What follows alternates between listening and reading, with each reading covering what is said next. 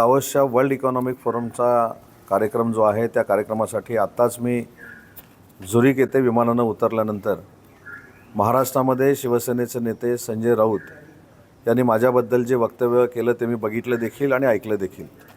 मला असं वाटतं की हा धादांत राजकीय बालिशपणा आहे।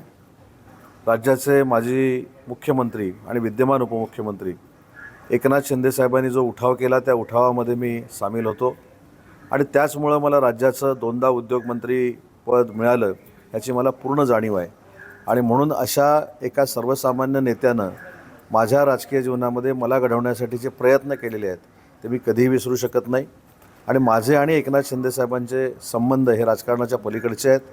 त्याच्यामुळं कोणीही आमच्या दोघांमध्ये वाद लावायचा जर प्रयत्न केला, केविलवाणा प्रयत्न केला तर तो यशस्वी होणार नाही।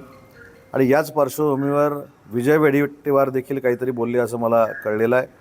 विजयजी, मला असं वाटतं की माननीय एकनाथ शिंदे साहेब हे सर्वसामान्य कुटुंबातनं मोठे झालेले आहेत। मी देखील सर्वसामान्य कुटुंबातनं मोठा झालेला आहे आणि तुम्ही देखील सर्वसामान्य कुटुंबातनंच मोठे झालेले आहात। त्याच्यामुळे दोन सर्वसामान्य कुटुंबातली लोक एकत्र असतील तर त्यांना बाजूला करण्याचं षडयंत्र आपण खेळू नका। कारण तुम्ही देखील भाजपमध्ये येण्यासाठी देवेंद्रजी फडणवीसना किती वेळा भेटला याची पूर्ण माहिती माझ्याकडे आहे।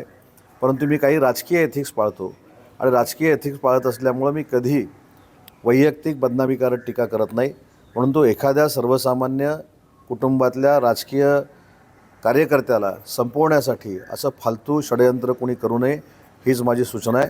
आणि म्हणून पुन्हा एकदा सांगतो की जे वक्तव्य संजय राऊत आणि विजय वडेट्टीवार यांनी केलं हे धादांत खोटं आहे, हे निषेध करण्यासारखं आहे, त्याचा मी निषेध करतो आणि मी एकनाथ शिंदे साहेबांबरोबर होतो आणि भविष्यामध्ये ज्यावेळी त्यांना गरज लागेल त्यावेळी त्यांचा सहकारी म्हणून मी त्यांच्यासोबतच आहे आणि अशा षडयंत्राला मी भीक घालत नाही आणि यामुळे आमच्या दोघांमध्ये गैरसमज देखील होणार नाहीत। एबीपी माझा, उघडा डोळे बघा नीट।